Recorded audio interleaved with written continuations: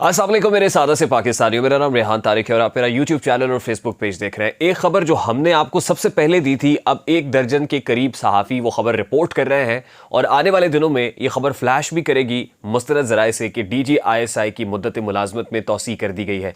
अब ये खबर अभी ब्रेक होना बाकी है कि मुद्दत मुलाजमत में गैर मुअय्यना मुद्दत तक के लिए तौसी की गई है, 1 साल के लिए एक्सटेंशन दी गई है, ये 6 महीने के लिए एक्सटेंशन दी गई है। बहरकैफ ये खबर तो तकरीबन दुरुस्त साबित हो रही है कि DGISI की मुद्दत मुलाजमत एक्सटेंड कर दी गई है, ये बढ़ा दी गई है, स्ट्रेच कर दी गई है। इसकी बुनियादी वजूहात क्या है हम आपको पहले भी बता चुके हैं। मजीद इसके ऊपर भी आज के इस व्लॉग के अंदर बात करेंगे, लेकिन उससे इंपॉर्टेंट चीज़ यह है कि उमर अता बंदयाल साहब प्रैक्टिकली उनका आज आखिरी रोज़ है, कल तो उनका आखिरी वर्किंग डे था और उन्होंने गालिबन अपनी ज़िंदगी का आखिरी फ़ैसला जो सुनाया है वो नैब तरामीम केस का फ़ैसला है। और इस केस के फ़ैसले के बाद भी बहुत सारी बातें हो रही हैं, इसको क्रिटिसाइज़ भी किया जा रहा है। और जस्टिस मंसूर अली शाह जो इस 3 रुकनी बेंच का हिस्सा थे, उनका इख्तलाफी नोट भी रात गया है और वो कहते हैं कि 58 सफ़ात पर मुश्तमिल ये जो फ़ैसला है, मुझे रात लेट मिला, इस पर डिटेल में जो अपना डिसेंटिंग नोट है वो बाद में लिखूंगा, लेकिन मुख्तसरन उन्होंने अपना माइंड बता दिया है कि उन्होंने इससे इख्तलाफ क्यों किया।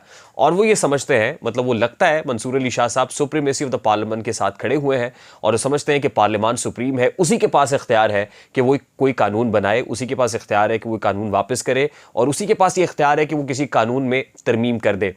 और वो समातों के दौरान भी इस केस की तकरीबन 53 समातें हुई, 15 माह तक ये केस चलता रहा।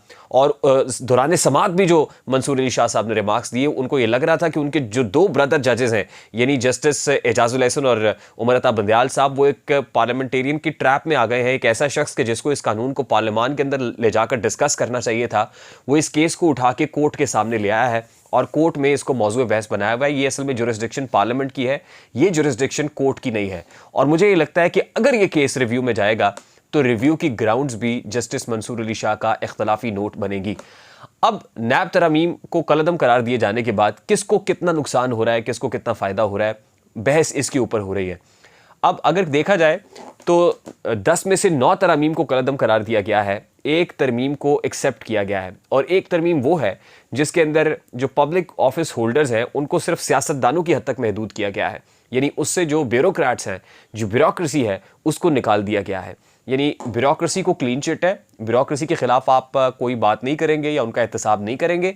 सियासतदानों का एहतसाब हो सकता है, सियासतदानों का मीडिया ट्रायल भी होता है, जो पॉलिटिकल स्टेक होल्डर्स हैं वो एक दूसरे की टांगे खींचने की कोशिश भी करते हैं। और नैब जो बनाए ही असल में सियासी रसाकशी के लिए है, सियासतदानों को गले से पकड़ने के लिए है, वो नैब सियासतदानों को गले से पकड़ता रहेगा, उनका एहतसाब करता रहेगा, यानी पॉलिटिकल विक्टिमाइजेशन या विच हंटिंग होती रहेगी। अब नैब की ये जो 9 तरामीम वापस हुई हैं, इन तरामीम के अंदर सबसे इंपॉर्टेंट तरमीम प्ली बार्गेन की कानून की है। प्ली बार्गेन की कानून के अंदर ये था कि देखना ये पड़ेगा कि जो किस्तें मिली हैं, यानी किस्तवार आपने रकम अदा करनी है और जो प्ली बार्गेन हुआ है कि भी इतनी रकम दे के आप जान छुड़ा सकते हैं, तो नैब तो आपके जो अकाउंट है उसका आखिरी बैलेंस चेक करेगा।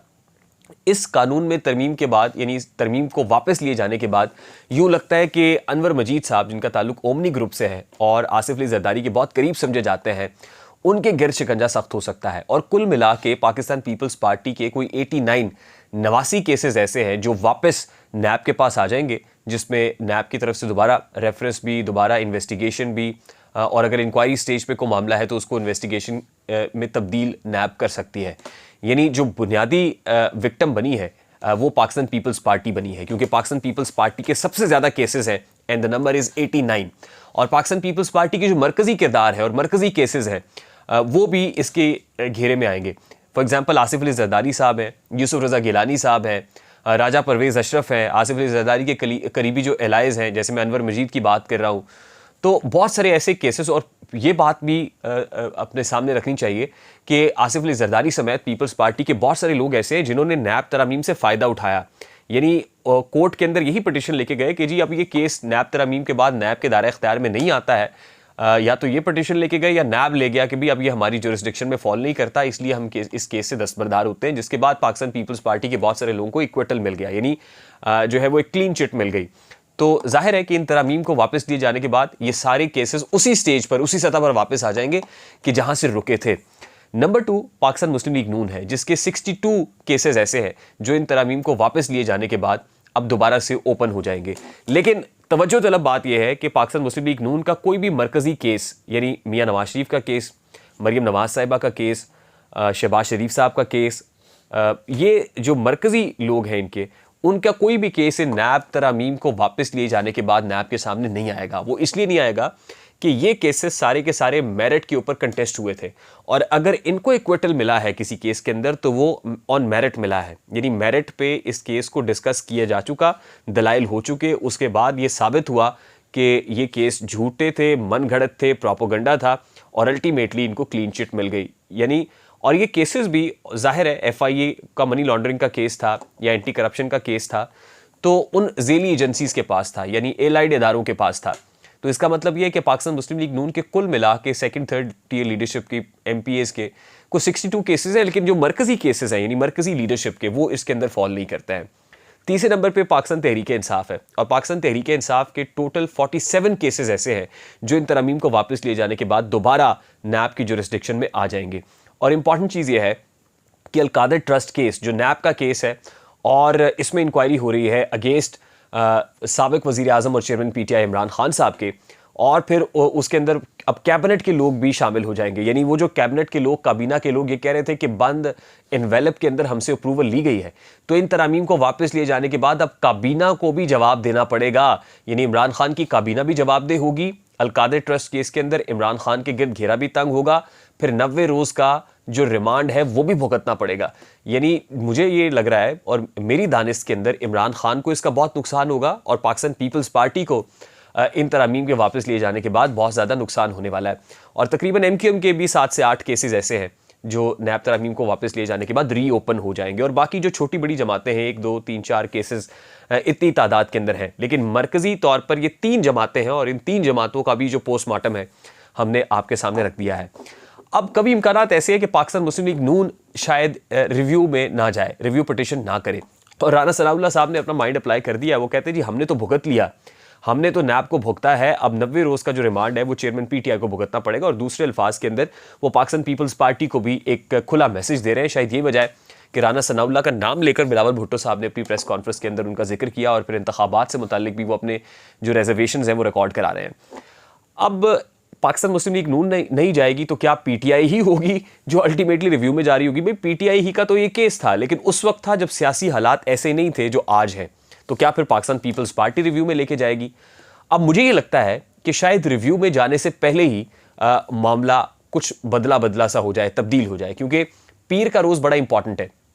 पीर के रोज़ चीफ जस्टिस काजी फाइज ईसा होंगे, और जिस वक्त वो चार्ज संभालेंगे तो उनके पास पहला और बुनियादी टास्क ये होगा कि वो supreme court practice and procedure bill का फैसला करें।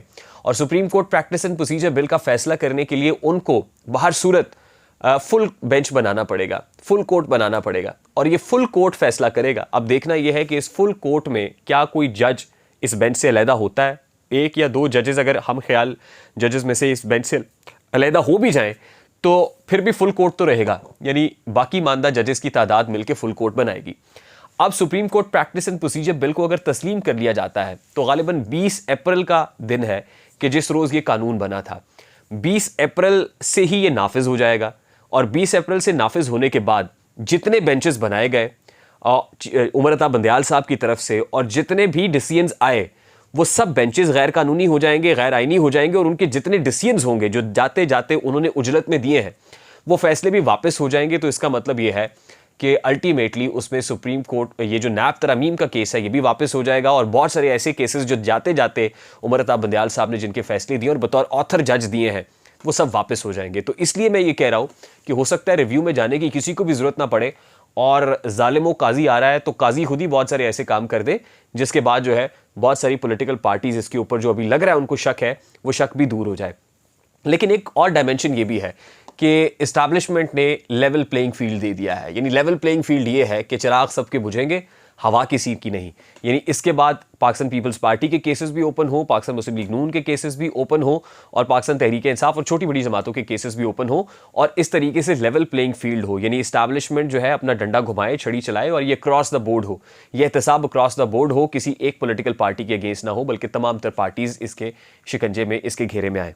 खैर, अब देखना यह है, पीर का रोज़ बड़ा अहम है और देखना यह है कि पीर के रोज़ से जस्टिस काजी फाइजीसा जब बतौर चीफ जस्टिस अपने ओहदे का हल्फ लेंगे तो फिर क्या मिजाज सामने आता है सुप्रीम कोर्ट ऑफ पाकिस्तान का। क्या सुप्रीम कोर्ट ऑफ पाकिस्तान का मिजाज बदला बदला होगा या फिर पॉलिसीज़ का तसलसल होगा। हमारी दानिश में बहुत सारा बदल जाएगा, यानी 180 डिग्री का एक चेंज आपको सुप्रीम कोर्ट के रवैये में अब नजर आना शुरू हो जाएगा। अब बढ़ते हैं उस खबर की तरफ जो हमने स्टार्ट में आपको दी कि DGISI की मुद्दत मुलाजमत में तौसी कर दी गई है। हमने तो बहुत देर पहले ये बता दिया था, लेकिन अब बहुत सारे सहाफ़ी इस खबर को रिपोर्ट करना शुरू हो गए हैं। इसका मतलब दाल में कुछ काला नहीं बल्कि पूरी की पूरी दाल ही काली है। अब ग्राउंड्स क्या है? जाहिर है कौम के वसीतर मफाद के अंदर ये फैसला हुआ है और कौम का वसीतर मफाद ये है कि DGISI कंटिन्यू करें, यानी लेफ्टिनेंट जनरल नदीम अंजुम ही DGISI रहे। बहुत सारे मामला ऐसे हैं which are still hanging in the air, हवा में मुअल्लक है, और उनमें से एक बड़ा मामला इमरान खान के साथ डील का भी है। अब इमरान खान के साथ जो इंगेज कर रहे हैं जाहिर है वो यही लोग हैं और इन लोगों का इस स्टेज के ऊपर तब्दील हो जाना मुनासिब अमर नहीं होगा, क्योंकि बहुत सारी गुफ्तगू का ये हिस्सा है। अभी तक की जो प्रोग्रेस हुई है उस पेशरफ्त में ये हिस्सेदार रहे हैं और बहुत सारी पर्सनालिटीज़ को वेस्ट कोट पहना के इन्होंने मैदान में उतारा है। Mohammad Ali Durrani is one of those, लेकिन बहुत सारे और लोग भी हैं जो अभी इस डील को या इस मैनेजमेंट को कह लीजिए कि कर रहे हैं, और देखना यह है कि ये क्या कंक्लूसिव होती है या नहीं होती। जब तक कंक्लूसिव नहीं होती तब तक इनका ओहदे पर बरकरार रहना ज़रूरी है।